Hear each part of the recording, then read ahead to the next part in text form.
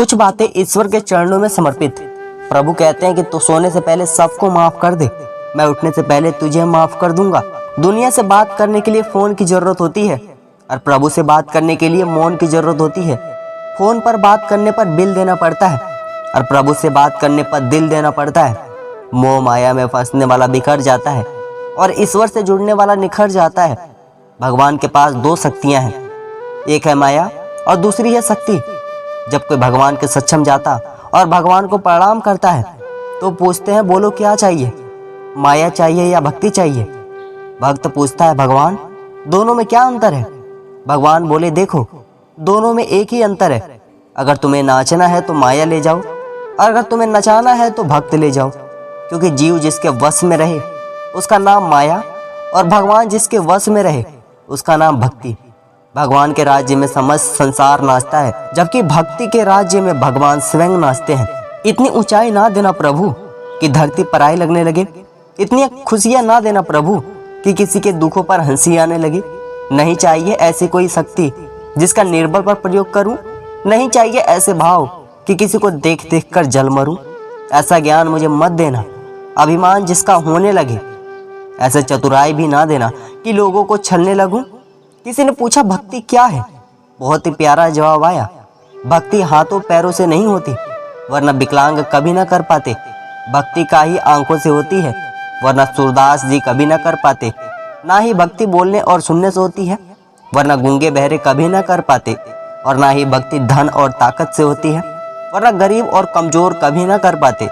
भक्ति केवल भाव से होती है, एक एहसास है भक्ति जो हृदय से होकर विचारों में आती है और हमारा प्रेम परमात्मा से जुड़कर रिश्तों में बदल जाता है। भक्ति भाव का सच्चा सागर है। भगवान ने जब इंसान को बनाया था तो उसे यह सब चीजें दी, पर एक चीज इंसान के हाथों से नीचे गिर गई, जिसे भगवान ने अपने पैरों के नीचे दबा लिया। इंसान के चले जाने के बाद भगवान से किसी ने पूछा अपने अपने चरणों के नीचे क्या छुपाया है जो इंसान को वापस नहीं दिया।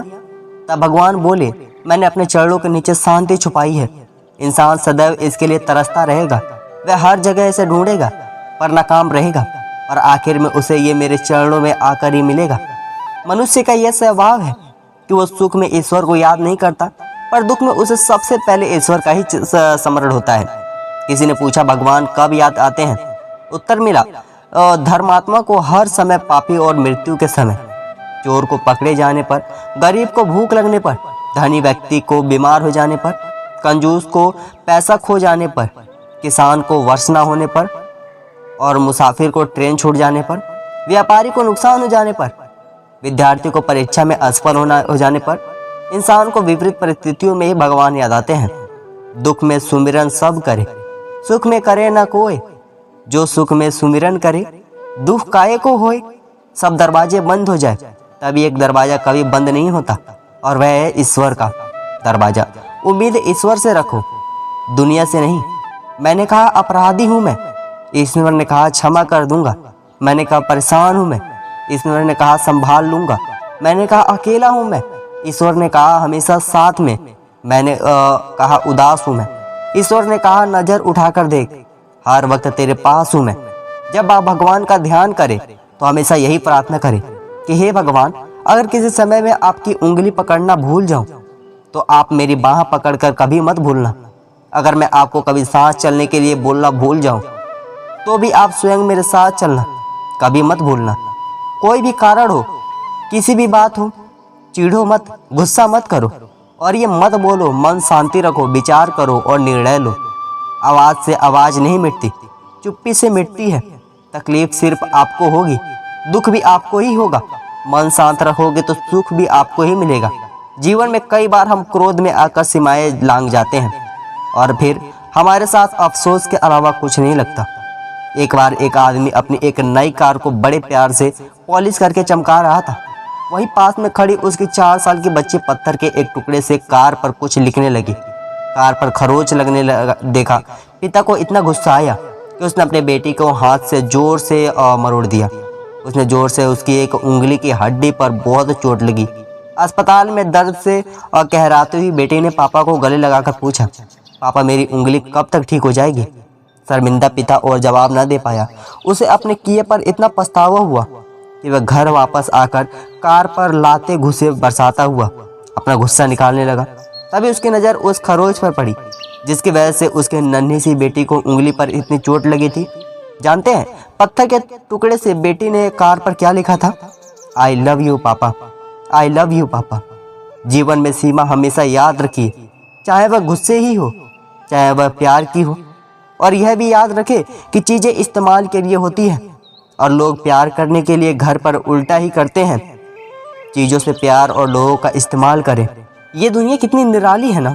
जिनकी आंखों में नींद है उनके पास अच्छा वह बिस्तर नहीं, और जिसके पास अच्छा बिस्तर है उनकी आंखों में नींद नहीं। जिसके मन में दया है उसके पास देने के लिए धन नहीं, और जिसके पास धन है उसमें दया पाई नहीं जाती। जिसको भूख लगी है उसके पास खाने को कुछ नहीं, और जिसके पास खाने को है उसे भूख नहीं। कोई सपनों के लिए रोटी छोड़ देता है और कोई रोटी के लिए अपने छोड़ देता है। शब्दकोश में असंख्य शब्द होते हुए भी शब्दकोश में असंख्य शब्द होते हुए भी मौन हमेशा सबसे बेहतर है। दुनिया में हजारों रंग होते हुए भी श्वेत रंग सबसे बेहतर है। खाने को दुनिया भर की चीज़ें होते हुए भी उपवास शरीर के लिए सबसे बेहतर है। देखने को इतना कुछ होते हुए भी आंखों के भीतर देखना सबसे बेहतर है। सोने की लंका और पुष्पक विमान तो रावण के थे, राम ने तो वनवास ही देखा था। राजघाट तो कंस के पास था, जेल में जन्म तो कृष्ण ने लिया था। राजमहल में तो कौरव ही रहते थे, वनवास तो पांडवों को भोगना पड़ा। संघर्ष हमेशा सत्य के साथ चलता है। जब सत्य के लिए भगवान को ही संघर्ष करना पड़े तो हम तो फिर भी इंसान हैं। बात बहुत छोटी है पर गहरी है। बिखरा हुआ समाज और बिखरा हुआ परिवार कभी भी बादशाह नहीं बन सकता, लेकिन हाँ वह आपस में लड़कर दूसरों को बादशाह जरूर बना देता है। जिस घर में प्रेम और बड़ों का आदर सम्मान होता है वहाँ ईश्वर का निवास होता है। प्यार बांटा तो रामायण लिखी गई, और संपत्ति बांटी तो महाभारत लिखी गई। याद रखना कि इंसान का पतन उस वक्त शुरू हो जाता है जब वह अपनों से गिरने की सलाह दूसरों से लेने लगता है। एक पत्थर लो और इस पत्थर को किसी जानवर, कुत्ते या बिल्ली के ऊपर मारिए। आप देखेंगे कि वह जानवर डर कर भाग जाएगा। अब वही पत्थर लीजिए और एक मधुमक्खी के छत्ते पर मारिए, फिर देखिए कि मधुमक्खी आपका क्या हाल करती है। पत्थर वही है और आप भी वही है, बस फर्क यही था कि जानवर अकेला था और मधुमक्खियाँ समूह में थी। एकता में ही शक्ति होती है। संयुक्त रहिए, संगठित रहिए, प्यार से रहिए, सबका ख्याल रखिए और अपना भी ख्याल रखिए। हमेशा मुस्कुराते रहिए, कभी अपनों के लिए कभी अपनों लिए। धन्यवाद।